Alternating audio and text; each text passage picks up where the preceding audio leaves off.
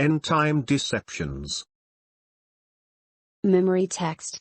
And no wonder. Even Satan disguises himself as an angel of light.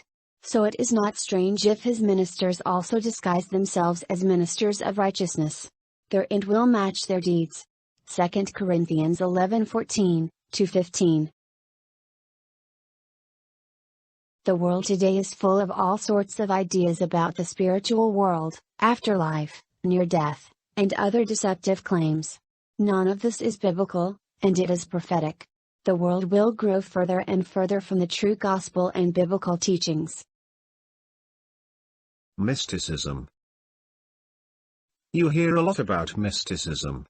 For decades, this concept and related forms have been growing quite popular, even in Christian churches. How do we define mysticism? It now incorporates a wide variety of concepts. Some forms believe that we can communicate with the dead and other spirits. We can become one with nature and God. We can become God. Whatever suits your needs can be your religion. You can achieve some sort of perfection in spirit with no outside interference or distractions. That last one can include being in a trance.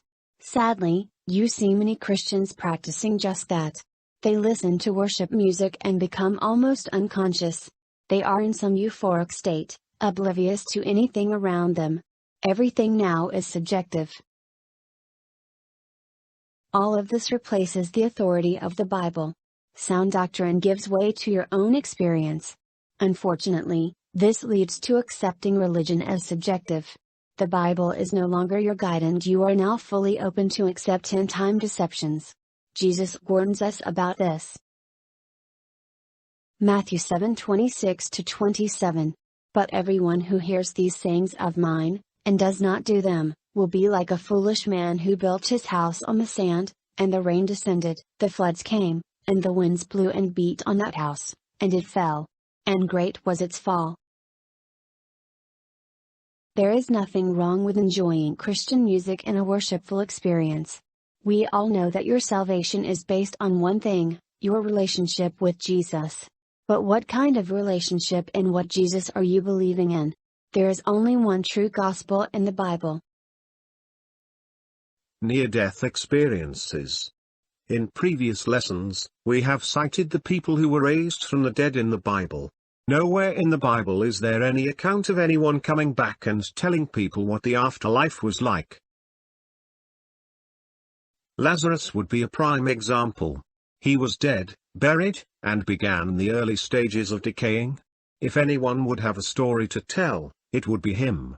Not a single word is written of what he saw while being dead. It is popular today to hear many near-death experiences. And not just near-death, but those who claimed to have died. Books and movies have popularized the topic, and many believe that this shows there is an afterlife. There are many possibilities for these stories. Since many people tell them, we can't just ignore them. There is speculation that they are caused by many things, including drugs that were given, brain reactions from trauma, lack of oxygen, or hallucinations. Some could even be lying or encouraged to embellish a story. For this discussion, we will not say that everyone is lying. Satan is able to bring deceptions on many levels, and an unconscious state can be very vulnerable. Even scientific and psychological experts do not agree on what is the cause of near-death experiences. These experiences do not tell us anything about the afterlife. Let's be clear on that. Not a single word in the Bible mentions anything like these people claim to have experienced. These experiences are also both good and bad. Many claim to have felt the fires of hell and have been afraid. Some say they saw Jesus, or a Jesus-like figure. As Christians, we might be tempted to use these stories to give false hope.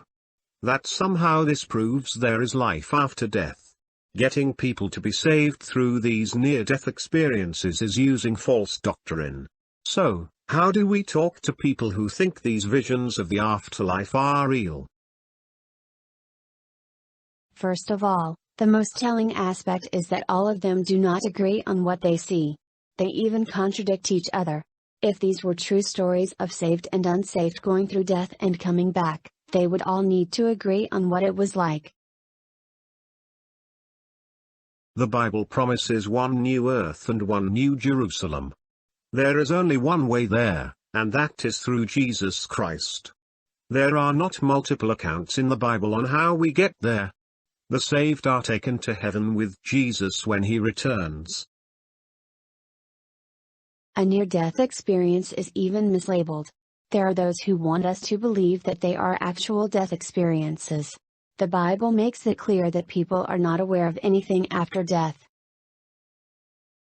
God does work through dreams and visions.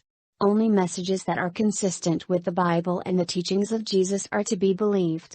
The Bible is devoid of anyone dead seeing a dream or a vision. Galatians 1:8.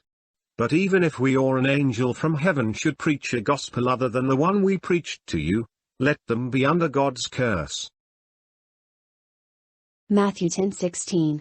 I am sending you out like sheep among wolves. Therefore be as shrewd as snakes and as innocent as doves. John 3:13. No one has ever gone into heaven except the one who came from heaven, the Son of Man. Matthew 24:26-28.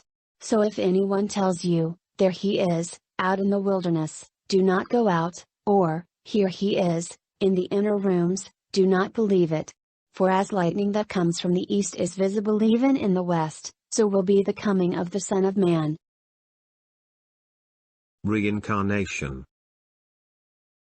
Some religions believe in reincarnation.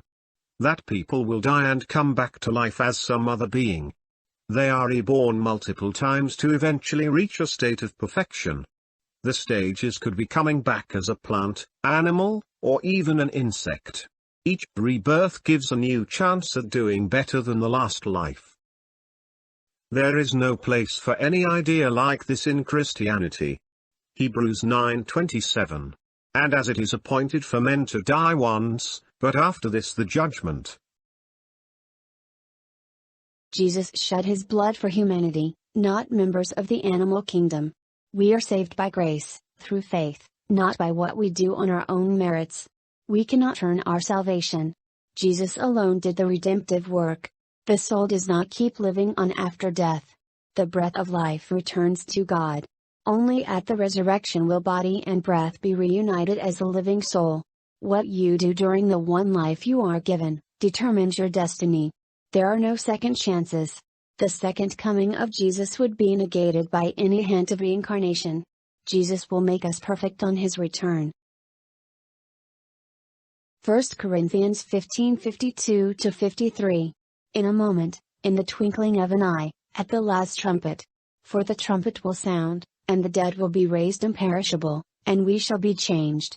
For this perishable body must put on the imperishable, and this mortal body must put on immortality. Necromancy, and ancestor worship.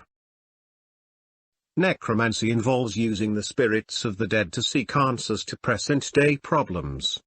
People believe that their dead ancestors are watching them in a spiritual way and can influence their lives. These dead ancestors are also worshipped.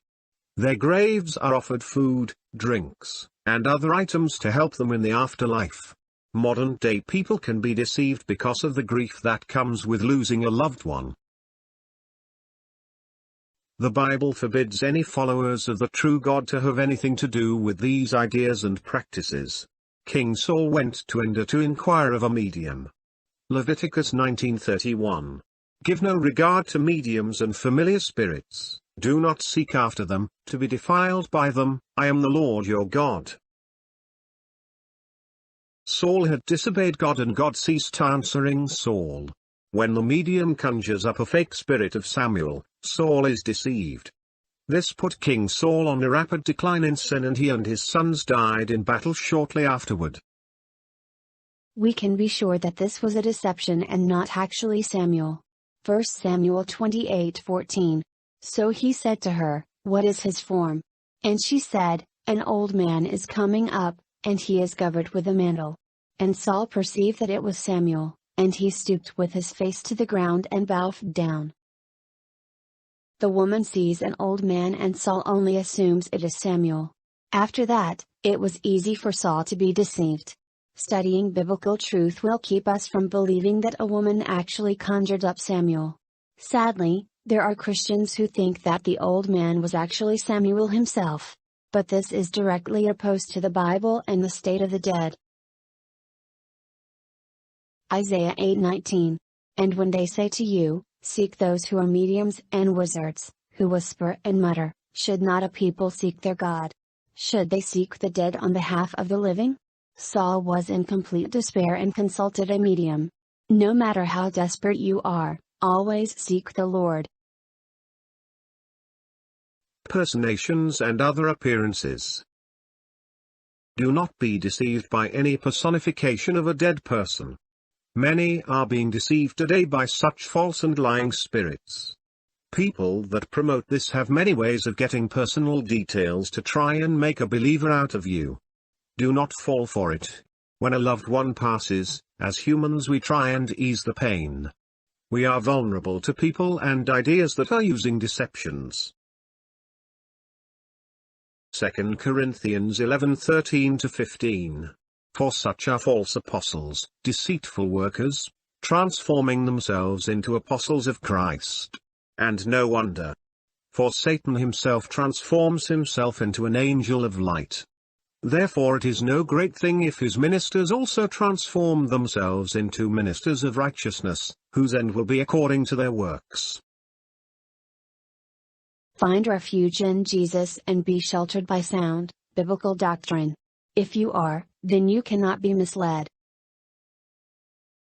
Many experts agree that dreams originate from your brain in a psychological way. They come from memories, imagination, hopes, wishes, and abstract thoughts. Parts of your brain during the REM, or rapid eye movement, stage of sleep, are very active. Your brain processes a lot of information during this time. Psychiatric conditions, such as PTSD, post-traumatic stress disorder, might lead to nightmares. We bring dreams up because many claim to have spoken to dead relatives in dreams. Although it might make you feel better, it was not really your dead relative talking to you. It was a dream, not reality. Any idea of seeing or hearing a dead relative is a deception you need to avoid. Modern technology has preyed upon people devastated by deaths. There are websites that will let you text a dead relative, claiming death is just another form of life. Old photographs can now be made into moving pictures that make it seem like a long-lost relative is alive and looking at you. It might seem as if these things are there just to make you feel good. But you open yourself up to dangerous deceptions if you partake. Rely only on Jesus for hope and comfort. Ephesians 6:13. Therefore take up the whole armor of God, that you may be able to withstand in the evil day, and having done all, to stand.